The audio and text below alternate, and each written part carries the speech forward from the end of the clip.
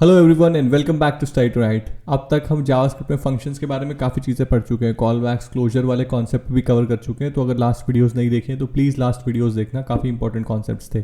Call backs के concept पे based ही ये वाली वीडियो है। इस वीडियो में हम बात करेंगे एरे के काफ़ी इंपॉर्टेंट हाई ऑर्डर फंक्शंस के बारे में। यस, हाई ऑर्डर फंक्शंस वो फंक्शन होते हैं जो कि एक दूसरे फंक्शन को एज एन आर्ग्यूमेंट एक्सपेक्ट करते हैं अपने अंदर, जो कि एक कॉल बैक का एसोसिएशन भी है। कॉल बैक जो है वो फंक्शन है जो आर्ग्यूमेंट की तरह भेजा जा रहा है, जिसको वो भेजा जा रहा है उसको हाई ऑर्डर फंक्शन बोलते हैं। तो एरे में जनरली जो मेजर इंपॉर्टेंट फंक्शन है ना, वो फॉर ईच से स्टार्ट होता है। मैप हो गया, रिड्यूस हो गया, फिल्टर हो गया। अब देखा जाए तो फ्लैट मैप भी है, रिड्यूस राइट भी है, बट वो सारे एक तरह से इनसे ही रिलेटेड है। मेन जो है वो यही है, फॉर ईच, मैप, फिल्टर और रिड्यूस। इनका सिंटेक्स काफी हद तक सेम है, थोड़ा बहुत डिफरेंसेस है। रिड्यूस थोड़ा सा अलग है, फिल्टर का भी इंप्लीमेंटेशन अलग है, बट एक तरह से मोर और लेस इट्स सेम। रिड्यूस थोड़ा सा ट्रिकी है, तो वो हम एंड में पकड़ेंगे।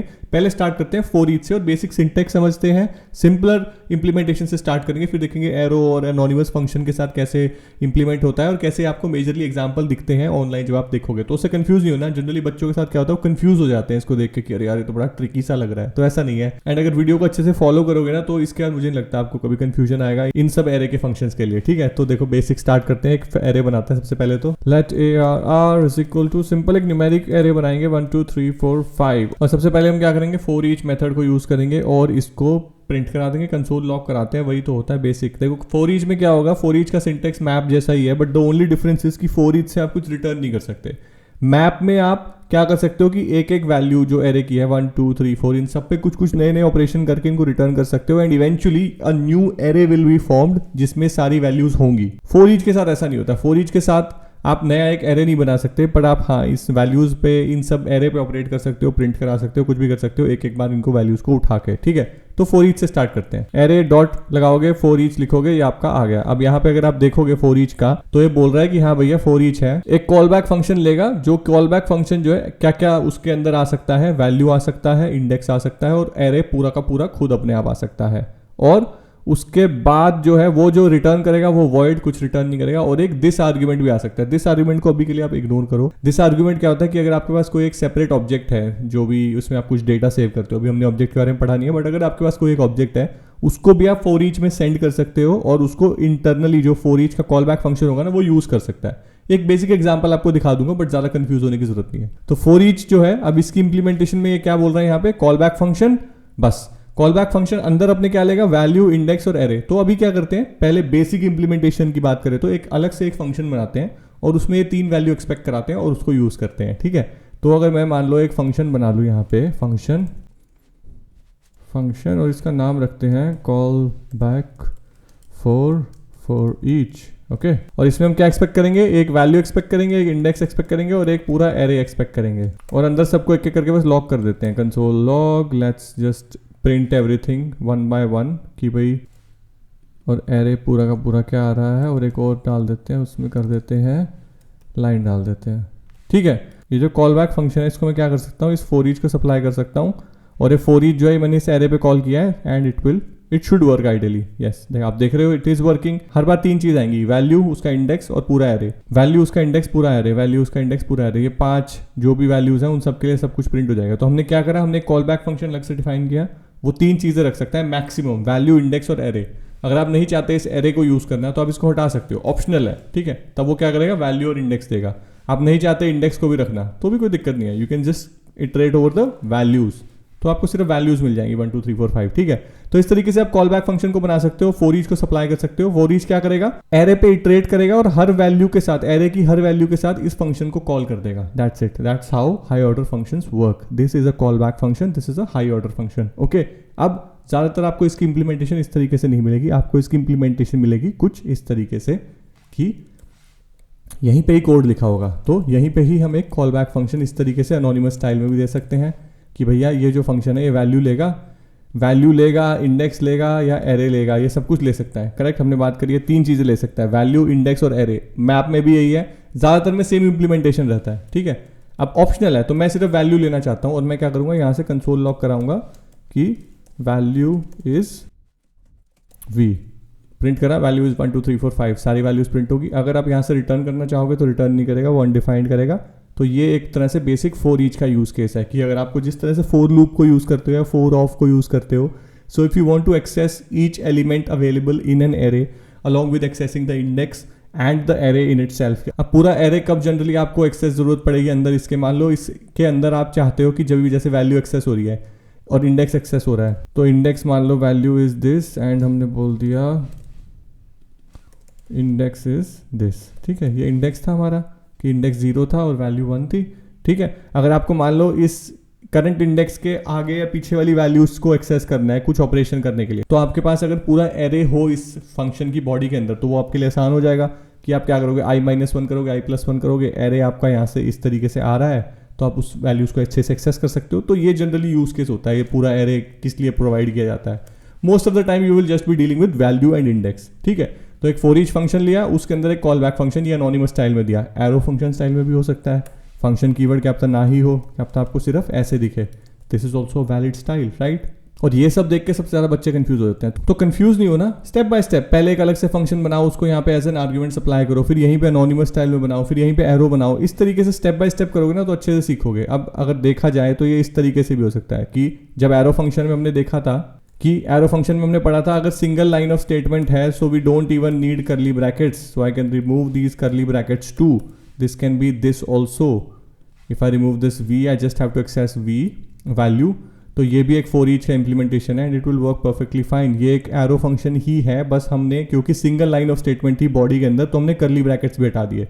तो ये जब देखोगे कंफ्यूज नहीं होना, वो समझो कि यहां तक बात पहुंची कैसे। ये एक एरो फंक्शन है जिसको अलग तरीके से भी इंप्लीमेंट किया जा सकता है जो कि अभी हमने देखा। So never get confuse by such syntax. इस सिंटेक्स को एक्सेप्ट करने की कोशिश करो, इस सिंटेक्स तक कैसे पहुंचे गए वो समझने की कोशिश करो, ये बहुत आसान हो जाएगा, ठीक है। तो ये तो थी बात बेसिक एरो फंक्शन की। अब जो मैं कह रहा था ना, ऑब्जेक्ट का एक रेफरेंस होता है, दिस रेफरेंस होता है एक लास्ट, तो उसमें क्या होता है, ये जो हमारा फॉर ईच है ये यहाँ पे एक फंक्शन ले रहा है और यहाँ पे एक ऑब्जेक्ट का रेफरेंस ले सकता है। अब ऑब्जेक्ट अभी आपको पता नहीं है सो इतनी टेंशन मत लो। इस फंक्शन की जगह हमने क्या करा, ये एरो फंक्शन दे दिया तो ऑब्जेक्ट ये यहाँ पे आ गया। अब ये ऑब्जेक्ट मान लो मैं यहाँ पे बना दूँ एक let obj is equal to object, इस तरीके से कुछ बनता है। अगली वीडियो में इसके बारे में पढ़ेंगे, अभी के लिए टेंशन मत लो ज़्यादा। नेम में मैंने डाल दिया, सॉरी अभिषेक, यूजर नेम ही लिख दिया था वहाँ पे। तो यहाँ पे अगर मैं ये कंसोल लॉग करूँगा ना और ये obj को एक्सेस करूँगा तो मेरे को अंदर obj का एक्सेस भी मिल जाएगा। कैसे सप्लाई करा, फॉर ईच को सेकंड आर्गुमेंट दे दिया जो कि एक ऑप्शनल होता है। फर्स्ट आर्गुमेंट होता है एक function call back function, second argument होता है एक दिस आर्गुमेंट। दिस आर्गुमेंट बोले तो कोई भी एक ऑब्जेक्ट की रेफरेंस आप उसको दे सकते हो जो आप चाहते हो कॉल बैक फंक्शन के अंदर यूज करना, तो वो भी आप दे सकते हो। ज़्यादा टेंशन लेने की इसकी जरूरत नहीं है, like I said. So for now ignore it because this is an optional argument. आगे जब कुछ कॉम्प्लेक्स क्वेश्चन सॉल्व करेंगे तो देख लेंगे इसके बारे में, अभी के लिए इस obj को हटा देते हैं। तो ये था बेसिक फॉर ईच। अब जो फॉर ईच समझ में आ गया ना तो समझ लो मैप, रेड्यूस, फिल्टर ज्यादातर सब समझ में आ गया। बस ये समझना है ये करते क्या है। तो मैप की अगर हम बात करें, सेम सिंटेक्स है ऑलमोस्ट कि आप मैप को यहाँ पे देखोगे, ये भी एक कॉल बैक फंक्शन ले रहा है जो कॉल बैक फंक्शन वैल्यू ले सकता है, इंडेक्स ले सकता है, एरे ले सकता है, एग्जैक्टली सेम। और एक दिस आर्ग्यूमेंट भी ले सकता है। अगर आपको थोड़ा सा ये पढ़ना है तो कॉल बैक फंक्शन है function that accepts up to 3 arguments. The map methods calls the callback function one time for each method in the array. और कॉल बैक और ये मैप फंक्शन करता है calls a defined callback function on each element of array. जो हमने function या define कर रहा है कॉल बैक, वो एरे के एक एक एलिमेंट पे उसको कॉल करेगा और रिटर्न करेगा एक array that contains the result. Result क्या है, यहाँ पे आप कुछ भी कर सकते हो। मान लो इस केस में मेरे को ये करना है, मान लो आप ये चाहते हो कि ये मेरे को एक बेसिक एरे मिला, मेरे को एक नया एरे बनाना है जिसमें इन सब की वैल्यू की डबल वैल्यू, तो मैं क्या करूंगा, रिटर्न v मेरे को मिल रहा है इसकी सारी value v into two, sorry v into two, और यहाँ पे मैं एक बना लूंगा लेट टेम्प एरे और उसके अंदर इसको स्टोर करा लूंगा, कंसोल लॉग करूंगा टेम्प एरे को, तो मेरे पास एक टेम्पररी एरे आ गया जिसमें जो मेरी वैल्यूज है इन सब की डबल होके आ गई। तो अगर आपके पास कोई एक एरे है जिसकी वैल्यूज पे आपको कुछ ऑपरेशंस परफॉर्म करने हैं और उसको कहीं पे नई जगह स्टोर करना है, तो इस तरीके से आप कर सकते हो using the map high order function. वो एक कॉल बैक लेगा, कॉल बैक अगेन ये जो कॉल बैक है आप अनोनिमस तरीके से भी दे सकते हो, इस तरीके से same implementation, you save you get the same output. Whatever you want to operate, ऐसा नहीं है सिंगल लाइन ऑफ कोड में ही करना है, इफ एल्स वगैरह लगाना है, कुछ और लॉजिकल इंप्लीमेंटेशन करनी है, मल्टीप्लिकेशन सब्सट्रैक्शन कुछ भी करना हो, एंड में रिजल्ट रिटर्न कर देना हर बार। तो एक रिटर्न जब हो जाएगा ना तो सेम वैल्यू को उस एरे में भरता रहेगा जो भी आपका टेम्पररी एरे बना रहा है, and it will create a new array for you. तो इस तरीके से मैप काम करता है। इसमें भी मैप में भी फॉर ईच की तरह एक एंड में ऑब्जेक्ट जाता है जिसमें आप कोई ऑब्जेक्ट सप्लाई कर सकते हो if you want to use it inside of the implementation of this callback function. Okay, तो for each से सिंपल इटरेट करके कुछ प्रिंट वगैरह कर सकते हो, कंसोल लॉग करा सकते हो, मैप से रिटर्न स्टेटमेंट लगा के वैल्यूज पे एक एक करके ऑपरेट करके कुछ भी एग्जीक्यूट करा के नए रिजल्ट रिटर्न करा के उससे एक नया एरे बना सकते हो. ठीक है. फिल्टर कैसे काम करता है, अब देखो फिल्टर क्या है, जैसे नाम बता रहा है फिल्टरिंग के लिए यूज होता है. फिल्टरिंग किस तरह की होती है, जैसे मान लो ये एरे है, अब मुझे क्या करना है, इस एरे में से ऑड वैल्यूज को हटा देना है, सिर्फ इवन वैल्यूज को रखना है. तो मैं क्या करूंगा, तो मैं फिल्टर फंक्शन को यूज कर सकता हूं. वो भी एक आपको एरे रिटर्न करेगा, क्योंकि तभी तो आप बता सकते हो कि हाँ भाई फिल्टर्ड आउट वैल्यूज जो है वो ये है. फिल्टर में होता क्या है, वो एक फंक्शन लेगा which is again a callback function, जो कि शायद प्रेडिकेट कॉल किया जाता है. Yes, it is nothing but a function जो कि अगेन एक्सपेक्ट कर रहा है वही सब चीजें, वैल्यू, इंडेक्स और एरे. इसके अंदर से आपको ट्रूथ ही या फॉल्स ही वैल्यू रिटर्न करनी है. हर वैल्यू के लिए आपको हर एरे की एक एक एलिमेंट 1 2 3 4 इसको प्रोवाइड किया जाएगा. जिसके लिए आप ट्रूथ रिटर्न करोगे उसको ये रख लेगा, जिसके लिए आप फॉल्स रिटर्न करोगे उसको ये हटा देगा. तो ये फिल्टरिंग किस तरीके से करेगा, जिस वैल्यू के लिए आपने ट्रूथ रिटर्न करा it will keep that in the temp array, जिस भी वैल्यू के लिए आपने फॉल्स रिटर्न करा it will remove it from this new array that it is creating. तो देखते हैं कैसे करेंगे. अब हम यहाँ पे हम चाहते क्या है, इफ एल्स लगाएंगे. हम लगाएंगे इफ भैया जो नंबर आ रहा है v में आ रहा है ना वो स्टोर होके, तो जो v है, if v is divided by 2 and the remainder comes as 0, ये हमारा रिमाइंडर ऑपरेटर है. तो v को 2 से अगर मैं रिमाइंडर ऑपरेटर के साथ ऑपरेट कर रहा हूँ और रिमाइंडर 0 आ रहा है, that means it is an even number. मेरे को इवन नंबर रखने हैं, तो मैं क्या करूंगा, return true, and else what I will do is I will return false. तो मैंने क्या करा, मैंने करा कि भैया जब ये जो भी वैल्यू एक एक करके वैल्यू v के अंदर आएगी, v को मैंने 2 से रिमाइंडर ऑपरेटर के साथ ऑपरेट किया. अगर मेरे को रिमाइंडर 0 मिल रहा है दैट मीन्स वो 2 से कंप्लीटली डिविजिबल है, that means it's a even number. तो मैं ट्रू रिटर्न कर दूंगा, अदरवाइज मैं फॉल्स रिटर्न कर दूंगा. सेव करते हैं, आप देखोगे सिर्फ इवन नंबर्स हमारे बच गए और ऑड नंबर्स को इसने निकाल दिया इस टेम्प एरे से. इसी तरीके से मान लो आपको करना है कि ऑड को रखना है, तो जो 2 से कंप्लीटली डिविजिबल है उनके लिए फॉल्स रिटर्न कर दो, इसके लिए ट्रू रिटर्न कर दो. तो वो देखेगा अच्छा जहां फॉल्स आ रहा है उन वैल्यूज को मुझे फेंक देना है, जो ट्रू आ रहा है उनको रखना है, तो आपको मिल जाएगा 135.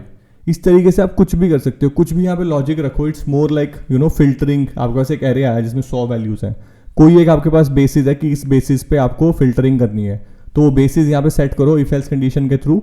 रिटर्न करते जाओ ट्रू जो जो वैल्यू रखनी है उनके लिए, रिटर्न करते जाओ फॉल्स उन वैल्यूज के लिए जो हटानी है. And filter will filter the array automatically based on whatever logic you have provided over here, और एक नया टेम्परेरी एरे रिटर्न कर देगा जिसको आप बाद में यूज कर सकते हो किसी भी तरीके से. तो ये था फिल्टर फंक्शन. इसके बाद आता है रिड्यूस फंक्शन. थोड़ा सा ट्रिकी है पर वो भी समझ में आ जाएगा. चलो वो देखते हैं वो कैसे होता है यूज.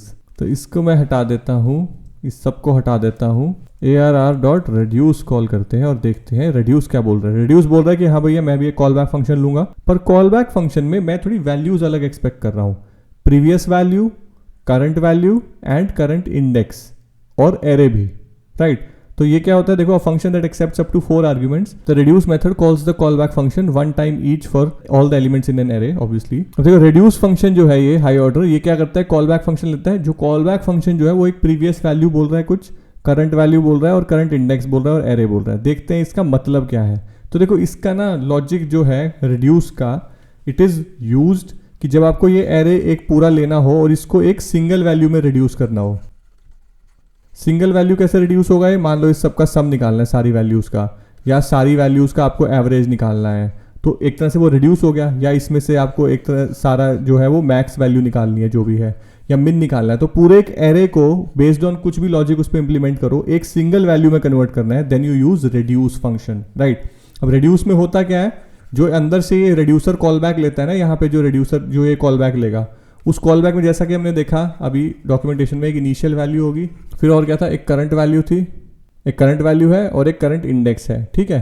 तो इसमें क्या होगा, एक करंट वैल्यू है और इंडेक्स. चलो इंडेक्स को अभी छोड़ सकते हैं हम, बट ये दो जो वैल्यू है ये बहुत जरूरी वैल्यू है. इनिशियल वैल्यू क्या होती है, इसमें क्या होता है, आप एक कोई भी एक वेरिएबल डिफाइन कर सकते हो. जैसे कि मान लो आपको सम निकालना है, तो आपने क्या करा, आपने सम को 0 से इनिशियलाइज किया और वो सम इस रिड्यूसर के कॉल बैक फंक्शन को दे दिया इनिशियल वैल्यू की तरह कि हाँ भाई अभी तो मैं 0 हूँ. तो देखो अब मैंने यहाँ पे क्या किया, ये मैंने एक दिया इसको इनिशियल वैल्यू, लगाओ इसको, डॉक्यूमेंटेशन छोड़ो अब इसको. इनिशियल वैल्यू मैंने एक ये दी, इनिशियल वैल्यू, और ये जो है ये एरे के एलिमेंट्स को रिप्रेजेंट कर रही है. तो रिड्यूसर में होता क्या है, ये जो कॉल बैक फंक्शन अंदर है ये एक इनिशियल वैल्यू लेगा जो कि 0 थी. एक एक करके मेरे पास जो एलिमेंट आ रहा है उसको मैं इसमें सम करता रहा. मैंने सम को 0 से इनिशियलाइज किया था और उसमें प्लस भी करके रिटर्न करता जाऊंगा. हर बार क्या होगा, ये जो सम प्लस भी होगा ना, ये वापस से यहाँ पे सम में इनिशियलाइज हो जाएगा कि in the next iteration this will be the initial value, जो मेरी सम प्लस वी हो जाएगी। उस तरीके से जो थर्ड इटरेशन होगी उसमें जो सेकंड का वैल्यू जो रिजल्ट होगा वो उसकी इनिशियल वैल्यू होगी। और करंट एलिमेंट जो है वो तो एलिमेंट है ही, वो तो 1 2 3 4 5 होता रहेगा। पर जो इनिशियल वैल्यू है ना that will keep on changing every time, every iteration में। फर्स्ट इटरेशन में मैंने उसको इनिशियल वैल्यू दे दी कि हाँ भैया 0 से स्टार्ट करना। उसके बाद हर इटरेशन में जो भी ये रेड्यूस रिटर्न कर रहा है ना, जो भी ये अंदर जो मैंने कॉल बैक फंक्शन दिया वो रिटर्न कर रहा है, वो इसकी इनिशियल वैल्यू की तरह रख दिया जाएगा। तो सम इस तरीके से ही हम निकालते हैं। अगर आप लोग किसी भी चीज़ का सम निकालना है तो आपको सम 0 से इनिशियलाइज करना है, then you do sum is equal to sum plus whatever value you have. तो ये आप करते रहोगे, सम 0 था प्लस 1 हुआ, फिर इसका रिजल्ट जो है 1 आ गया, फिर आपने 1 किया प्लस 2 किया, इसका रिजल्ट जो है वो 3 आ गया, फिर आपने 3 प्लस अगला वैल्यू क्या है 3 है वो किया 6 आ गया। इस तरीके से होता है जो बेसिक सम का इंप्लीमेंटेशन होता है, वही चीज़ हमने यहाँ पे करी है। तो जो अंदर कॉल बैक फंक्शन है ना उसको इस तरीके से लो कि वो क्या लेगा, वो एक इनिशियल वैल्यू लेगा जो कि हर एक तरह से इटरेशन में बदलती रहेगी, और जो करंट एलिमेंट है वो लेगा। ठीक है, इसके अलावा इंडेक्स और एरे लेता है, उसको भूल जाओ। ये जो इनिशियल वैल्यू है इसको आप शुरू में एक वैल्यू सप्लाई कर सकते हो, 0 से स्टार्ट कर दो या कहीं से भी स्टार्ट कर दो, and every time this callback has to return something, whatever it returns. ये जो है ये नेक्स्ट इटरेशन में इनिशियल वैल्यू की तरह एक्ट करेगा, 0 नहीं होगा। फर्स्ट इटरेशन में इनिशियल वैल्यू मैंने यहाँ पे 0 दे दी, नेक्स्ट इटरेशन में जो ये कॉल बैक फंक्शन रिटर्न करेगा वो इनिशियल वैल्यू की तरह एक्ट करेगा। तो ये थोड़ा सा उस तरीके से आपको समझना पड़ेगा, इतना मुश्किल भी नहीं है। तो मैंने शुरू में क्या करा, सम इज इक्वल टू 0 दिया। यहाँ पे एक तो एरो फंक्शन स्टाइल थोड़ा हटा देते हैं ताकि आपको कंफ्यूजन ना हो।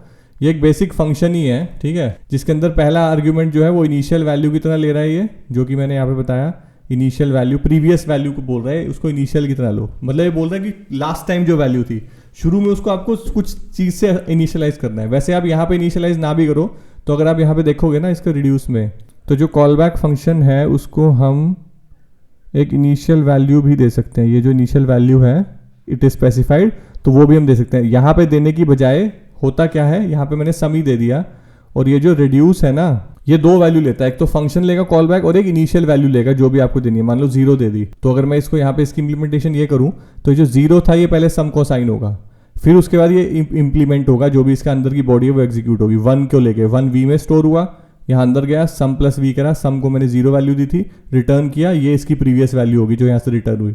तो जब वैल्यू 2 आएगी एरे की वी के अंदर, तो सम मेरा क्या था 0 + 1 1 आ गया। ऐसे इस तरीके से चलता है। सेव करूंगा, still we will get the same result 15। तो ये एक तरह से करेक्ट इंप्लीमेंटेशन है, इज इक्वल टू 0 करके यहाँ पे भी कर सकते हो, but this is the right way. You provide an initial value as the second argument, first argument is a callback function which takes a previous value and the current value. Current value is the array का iteration वाला जो भी element आ रहा है वो current cycle वाला। सम को शुरू में 0 से इनिशियलाइज किया फॉर एग्जांपल, फिर यहाँ से जो भी रिटर्न करूंगा ना नेक्स्ट इटरेशन नेक्स्ट साइकिल में वो उसकी सम में स्टोर हो जाएगा automatically, and eventually at the end of it all वो पूरी जो वैल्यू जो एंड में रिटर्न हो रही है वो रिटर्न कर देगा। वो मैं यहाँ पे लॉक करा रहा हूँ।